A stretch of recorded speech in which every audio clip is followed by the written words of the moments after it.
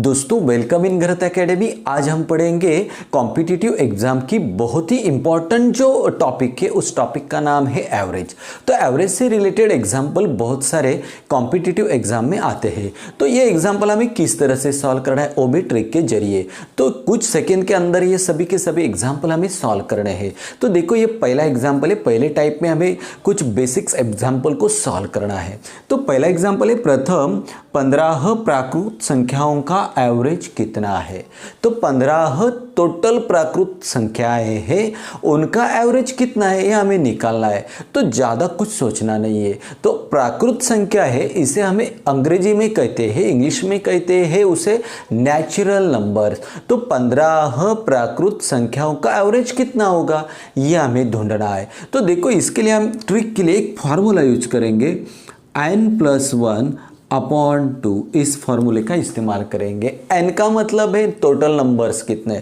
तो देखो बच्चों टोटल कितनी संख्या है, 15 है। तो n मतलब टोटल नंबर्स कितने हैं, तो 15 संख्या है, तो वो मैंने लिखी, प्लस उसमें हमें 1 को ऐड करना है और 2 से डिवाइड करना है। तो 15 प्लस उसमें 1 को ऐड करो, 15 + 1 कितने हो गए, 16 अपॉन 2, 2 8 जा 16। तो देखो बच्चों इसका आंसर होगा 8। तो ये इसका आंसर है। तो इनका एवरेज कितना होगा, 8। तो कुछ चंद सेकंड के अंदर हम इसका आंसर निकाल सकते हैं। तो देखो हमें सिर्फ क्या ध्यान में लेना है, प्राकृत संख्याओं का एवरेज निकालना है। तो हमें इस फॉर्मूले से जाना है। तो इस फॉर्मूले से जाने से पहले हम ऐसे भी सोच सकते हैं, और टोटल नंबर्स कितने 15, उसके बाद में कौन से नंबर, उसमें 1 को ऐड करना है। 15 + 1 कितने हो गए, 16 हो गए, और उसको 2 से डिवाइड करो तो कितने हो गए, 8। तो इस तरह से भी हम कुछ चंद सेकंड के अंदर आंसर को निकाल सकते हैं। तो अभी हम सेकेंड एग्जाम्पल को पढ़ेंगे। तो देखो 1 से 51 तक के कुल प्राकृत संख्याओं का औसत कितना है। हमें पहले टोटल कितने प्राकृत संख्या ये ढूंढना है। टोटल कितने हैं बच्चों, 1 से 51 तक मतलब टोटल कितने, 51। अभी ये टोटल 51 नंबर्स है, उसमें 1 ऐड कर दो। 51 में हम 1 ऐड करेंगे और उसको 2 से डिवाइड करेंगे। 51 + 1 52 अपॉन 2। तो देखो यहाँ पे करके ले लो, 52 डिवाइडेड 2 2 जा 4, बचा 1 लिया 2, 2 6 जा 12।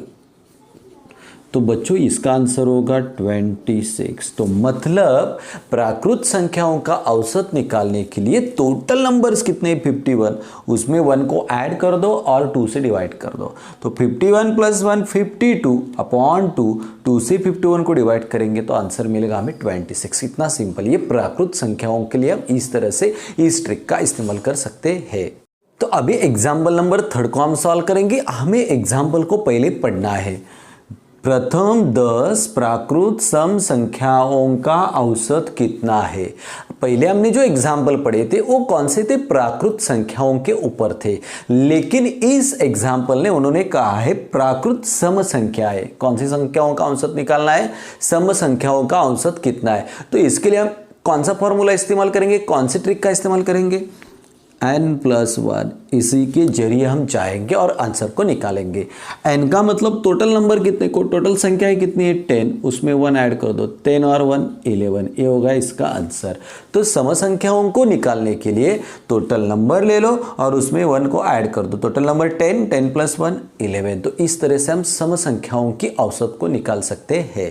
अब ये नेक्स्ट एग्जाम्पल हमें सॉल्व करना है। क्या एग्जाम्पल है, देखो 2 4 6 8 10 12 और 14 संख्याओं का औसत कितना है। यहाँ पे ये प्राकृत संख्या है या सम संख्या है या विषम संख्या है, ये हमें डिटेक्ट करना है। कौन सी संख्या, ये देखो नंबर 2 है, 4 है, 6 है, 8 है, 10 है, 12 है और 14 है। ये सभी नंबर है 2 से डिवाइड होने वाले नंबर से, मतलब ये सभी नंबर्स को 2 से डिवाइड होते हैं। ये सम संख्या है। कौन सी संख्या है, सम संख्या है। तो सम संख्याओं का औसत आप किस तरह से निकालते हो, n+1। तो देखो टोटल नंबर्स कितने हैं, 1 2 3 4 5 6 7। तो टोटल नंबर n नंबर्स मतलब नंबर से 7 प्लस उसमें 1 ऐड कर दो, टोटल हो गए 8। तो इसका औसत कितना होगा, 8। ये इसका आंसर है। औसत इस तरह से हम फाइंड करेंगे सम संख्याओं के लिए। तो अभी हम सॉल्व करेंगे इस क्वेश्चंस को, थोड़ा अलग है। 50 तक की सभी समप्राकृत संख्याओं का औसत कितना होगा। थोड़ा अलग है, हमें किसका औसत ढूंढना है, समप्राकृत संख्या है। लेकिन थोड़ा सोचो, 50 तक के सभी समप्राकृत संख्याओं का औसत मतलब 50 तक कितनी प्राकृत सम संख्या है ये हमें मालूम नहीं है, वो निकालना होगा पहले। समप्राकृत संख्याएं कितनी है, 50 तक ये निकालना है। तो किस तरह से निकालेंगे, देखो 1/2 करके हम निकालते हैं। 1/2 इंटू कितने नंबर से, टोटल 50। तो 50 का 50 का 1/2 आधा पार्ट कितना होता है, 25। तो इसका मतलब टोटल सम संख्याएं कितनी है, 25 है।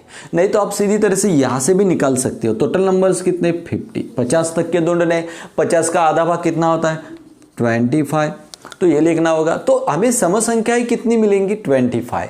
तो हम किस तरह से ढूंढते हैं उनका औसत, तो हमने पढ़ा था n+1, उसमें 1 को ऐड कर दो, 25 + 1 कितने हो गए, 26। तो ये इसका औसत है, यानी उसका आंसर है। तो इस सिंपल तरीके से हम औसत को निकाल सकते हैं।